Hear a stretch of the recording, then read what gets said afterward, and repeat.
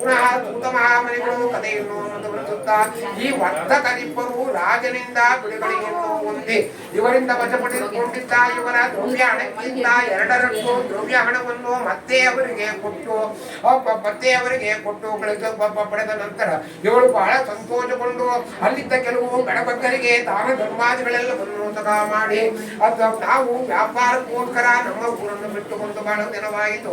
ಆದಷ್ಟು ಜಾಗ್ರತೆ ನಮ್ಮ ಊರಿನ ಕಡೆ ಪ್ರಯಾಣವನ್ನು ಮಾಡಬೇಕೆಂಬುದಾಗಿ ಯೋಚಿಸಿ ಪ್ರಯಾಣವನ್ನು ಮುಂದುವರಿಸುತ್ತಾರೆ. ಇದೆಲ್ಲವನ್ನು ಗಮನಿಸಿದ ಸತ್ಯನಾರಾಯಣ ಸ್ವಾಮಿಯು ಒಬ್ಬ ಸನ್ಯಾಸಿ ವೇಷಧಾರಿಯಾಗಿ ಬಂದು ಈ ವರ್ತಕನನ್ನು ಕುರಿತು ಕೇಳುತ್ತಾರೆ.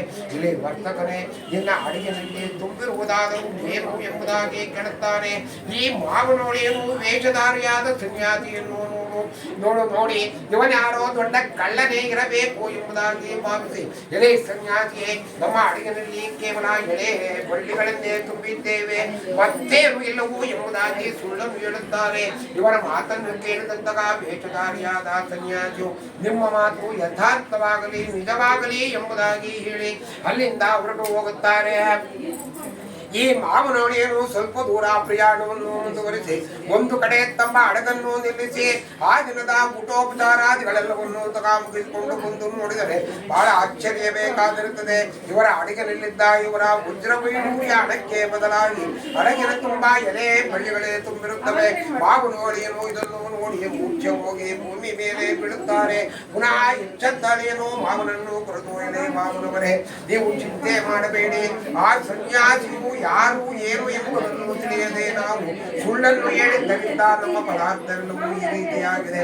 ನಾವು ಆತನಿಂದ ಕ್ಷಮೆಯನ್ನು ಬೇಡಿದರೆ ನಮ್ಮ ಪದಾರ್ಥವು ನಮಗೆ ದೊರಕುವುದು ಎಂಬುದಾಗಿ ಹೇಳಿ ಆ ಸನ್ಯಾಸಿಯನ್ನು ಹುಡುಕಿಕೊಂಡು ಹೊರಟು, ಎಲೆ ಸನ್ಯಾಸಿಯೇ, ನೀನು ಯಾರು? ನಿನಗೆ ಕೇವಲ ಒಂದು ಸುಳ್ಳನ್ನು ಹೇಳಿದ್ದರಿಂದ ನಮ್ಮ ಪದಾರ್ಥವೆಲ್ಲವೂ ತರ ಎಲೆ ಬಳ್ಳಿಗಳಾಗಿಬಿಟ್ಟಿದೆ. ದಯವಿಟ್ಟು ನೀನು ಯಾರೆಂಬುದನ್ನು ತಿಳಿಸಿ ನಮ್ಮ ಪದಾರ್ಥವು ನಮಗೆ ದೊರಕುವಂತೆ ಮಾಡಬೇಕೆಂಬುದಾಗಿ ಬೇಡಿಕೊಳ್ಳುತ್ತಾರೆ.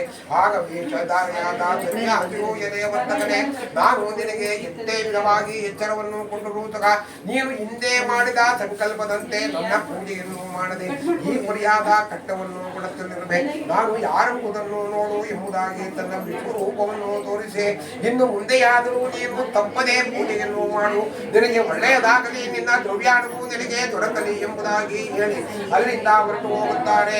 ಈ ಮಾವನವರೇನು ಪುನಃ ಒಂದು ಹಡಗನ್ನು ಹತ್ತಿ ನೋಡಿದರೆ ಇವರ ಹಣವೆಲ್ಲವೂ ಸರಿಯಾಗಿ ಇರುತ್ತದೆ. ಇವರು ಪ್ರಯಾಣವನ್ನು ಮುಂದುವರಿಸಿ ಒಂದು ತಮ್ಮ ಊರನ್ನು ತಲುಪಿದ ನಂತರ ತಾವು ಬಂದಿರುವ ವಿಚಾರವನ್ನು ತಿಳಿಸಲು ಸೇವಕನನ್ನು ತನ್ನ ಮನೆಗೆ ಕಳುಹಿಸುತ್ತಾನೆ.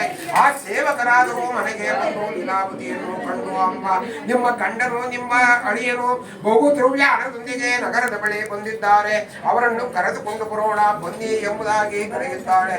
ಆಗ ಕಲಾವತಿಯು ಈ ತಾಯಿಯ ಮಾತನ್ನು ಕೇಳಿ ತಾವು ಮಾಡುತ್ತಿರುವ ಪೂಜೆಯೂ ಮಾಡುತ್ತಿದ್ದರು ತಗ ಗಂಡನನ್ನು ನೋಡುವ ದುರದಿಂದ ತಾಯಿಯ ಮಾತನ್ನು ಕೇಳಿ ತೀರ್ಥ ಪ್ರಸಾದವನ್ನು ಸ್ವೀಕರಿಸದೆ ತಾಯಿಯೊಡನೆ ತೆರಳುತ್ತಾಳೆ.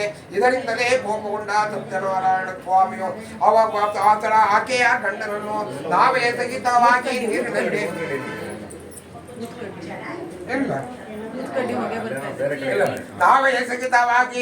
ನಾವೇ ಸಹಿತವಾಗಿ ನೀರಿನಲ್ಲಿ ಮುಳುಗಿ ಹೋಗುತ್ತಾನೆ. ಈ ದೃಶ್ಯವನ್ನು ನೋಡಿದಂತಹ ಕಲಾವತಿಯು, ನನ್ನ ಗಂಡನು ನೀರಿನಲ್ಲಿ ಮುಳುಗಿ ಹೋದ ಮೇಲೆ ನಾನು ಬದುಕಿ ಉಳಿದಿದ್ದರೂ ಏನೂ ಪ್ರಯೋಜನವಿಲ್ಲ ಎಂಬುದಾಗಿ ಗಂಡನ ಪಾದಿಗೆಗಳನ್ನು ತೆಗೆದುಕೊಂಡು ತಲೆ ಮೇಲಿಟ್ಟುಕೊಂಡು ಸಹಗಮನ ಮಾಡಬೇಕೆಂಬುದಾಗಿ ಯೋಚಿಸುತ್ತಾಳೆ. ಹಾಗಾಗಿ ವರ್ತಕನು ಯೋಚನೆ ಮಾಡುತ್ತಾನೆ, ಇದುವರೆಗೂ ನನ್ನ ಕಣ್ಣೆದುರಲ್ಲಿಯೇ ಇದ್ದ ನನ್ನ ಅಳಿಯನು ಈ ಕ್ಷಣಾರ್ಧದಲ್ಲಿ ಮಾಯವಾಗಲು ಕಾರಣವೇನು?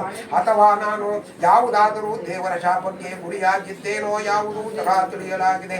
ಹಿಂದೆ ನಾನು ಮಾಡಿದ ಸಂಕಲ್ಪದಂತೆ ಸತ್ಯನಾರಾಯಣ ಸ್ವಾಮಿಯ ವ್ರತ ಪೂಜೆಯನ್ನು ಮಾಡದೇ ಇದ್ದ ಕಾರಣ ಈ ರೀತಿಯಾಗಿರಬಹುದೇ ಎಂಬುದಾಗಿ ನಾನಾ ರೀತಿ ಯೋಚನೆಯನ್ನು ಮಾಡುತ್ತಾ ಭೂಮಿ ಮೇಲೆ ದೀರ್ಘ ಸಾಷ್ಟಾಂಗ ನಮಸ್ಕಾರವನ್ನು ಮಾಡಿ, ಪರಮಾತ್ಮ, ನನ್ನ ಎಲ್ಲಾ ಅಪರಾಧವನ್ನು ಕ್ಷಮಿಸಿ ಕಾಪಾಡಬೇಕು, ನನ್ನ ಅಳಿಯನು ಬದುಕಿ ಉಳಿದರೆ ನಿನ್ನ ಪೂಜೆಯನ್ನು ಖಂಡಿತವಾಗಿ ಮಾಡುತ್ತೇನೆ ಎಂಬುದಾಗಿ ಬೇಡಿಕೊಳ್ಳುತ್ತಾನೆ. ಇದರಿಂದಲೇ ಸಂತುಷ್ಟನಾದ ಸತ್ಯನಾರಾಯಣ ಸ್ವಾಮಿಯ ಕೃಪೆಯಿಂದ ಒಂದು ಆಶೆ ನಿರ್ವಹಣೆಯಾಗುತ್ತದೆ. ನಿಮ್ಮ ಮಗಳು ಮನೆಯಲ್ಲಿ ಪೂಜೆ ಮುಗಿದಿದ್ದರೂ ತೀರ್ಥ ಪ್ರಸಾದವನ್ನು ಸ್ವೀಕರಿಸದೆ ಬಂದ ಕಾರಣ ಈ ರೀತಿಯಾಗಿದೆ. ಆದ್ದರಿಂದ ಈಕೆಯು ಮನೆಗೆ ಹೋಗಿ ಸ್ವಲ್ಪವಾದರೂ ತೀರ್ಥ ಪ್ರಸಾದವನ್ನು ಸ್ವೀಕರಿಸಿ ಬಂದಿದ್ದೇನೆ ಆದರೆ ಈಕೆಯ ಗಂಡನು ಇವಳಿಗೆ ದೊರಕುವನು ಎಂಬುದಾಗಿ ಕೇಳಿಸುತ್ತದೆ.